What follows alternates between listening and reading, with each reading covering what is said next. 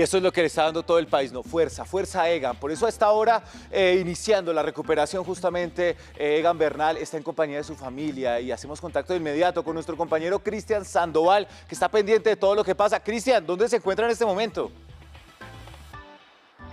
Camilo, buenas noches. Nos encontramos en Sindamanoy, en el municipio de Chía, Cundinamarca, donde el campeón guarda reposo en este momento.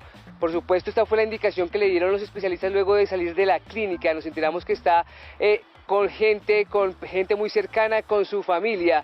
Nosotros dialogamos con un especialista quien nos contó por qué Egan ha evolucionado tan rápido luego del accidente. Después de 2 semanas hospitalizado, Egan superó la tercera fase del trauma. Su evolución ha sido más que satisfactoria. Esto es una concepción bastante importante que tienen los deportistas de alto rendimiento. Ellos tienen la facilidad, porque en sus genes, porque su constitución, porque realmente son talentos por eso.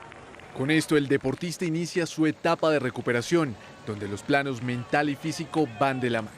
Va a tener muchas terapias durante el día, de la parte respiratoria, la parte de la fuerza, la parte de la movilidad, de volver a extender sus músculos, de hacer estiramientos sobre sus músculos que han sido atrofiados durante 2 semanas. Especialistas calculan que Egan podría estar en 5 meses sobre una bicicleta estática para iniciar un proceso de reacondicionamiento que asegure el 100% de su movilidad.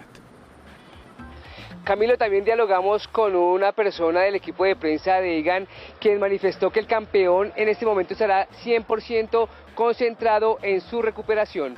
Desde el municipio de Chía, Cundinamarca, Cristian Sandoval García, RTVC Noticias, conectados 24/7. Muy buenas noches.